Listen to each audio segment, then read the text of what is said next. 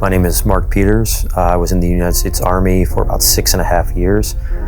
During that time frame, I was a sniper and sniper team leader with deployments to Iraq, totaling in about 2.5 years.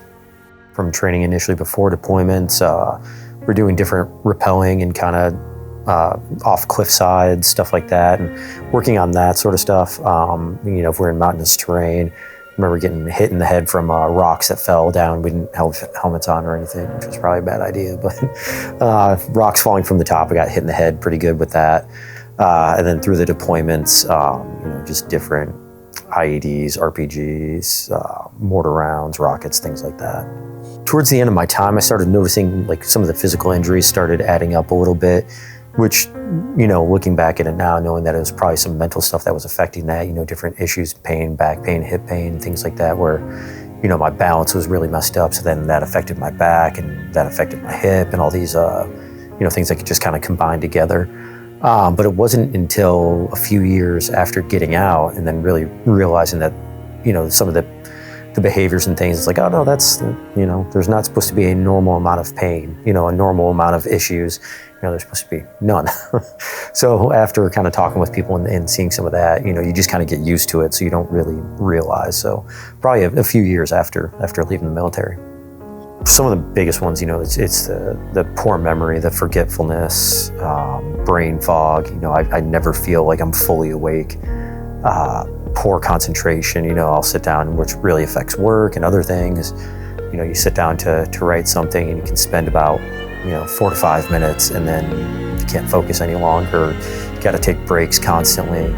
And then just with some of the physical stuff that came along with it, not being able to sit down for more than 20 minutes at a time without having to get up and walk around and stand up. So between not being able to concentrate and then getting up and having to move constantly, it really leads to a lot of non-productive days.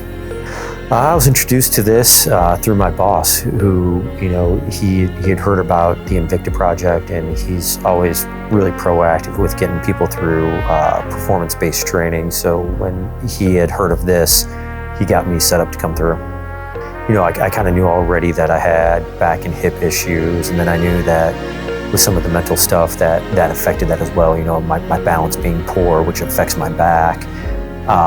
So I think just going in depth, but also learning about, little things that I can do now to make it better going forward. I think that's a big piece that was missing was, okay, you have this, but what can you do every day? What can you spend 5 minutes on that it'll help improve it or keep the improvements that you made here?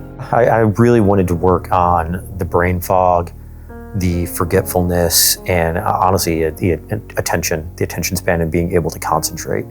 As far as the mental clarity part, those were 3 big things that I really wanted to focus on. The physical stuff, honestly, I was just anything that they would give me. I was hoping for any sort of improvement, but also really understanding what they were taking the time to tell me and doing, and having a better understanding of that, I think really, really helped. And then another aspect of it, which I hadn't talked about yet, was all the hormonal part of it, as far as, vitamins and supplements and that portion. Because again, I'm interested in that. So hearing some of that stuff and either what I've been doing right to continue that, or, what I need to change to get that kind of where it needs to be. I think the main thing is consistency and, either a few changes, or not even necessarily changes, just a few habits. Just incorporating those daily is really what's going to make the difference. This is great, and it's amazing to come in for 2 weeks and then come back and all the information that they taught, but you have a responsibility to do something with that now, and you can't just come through and say, okay, they did it, and in a year from now, being in the same spot, now it's on me to be able to take the stuff that they've given me to continue that on. So building the consistency to do those habits. I think over time, like kind of as I said earlier, things become normal to you that should not be normal to you.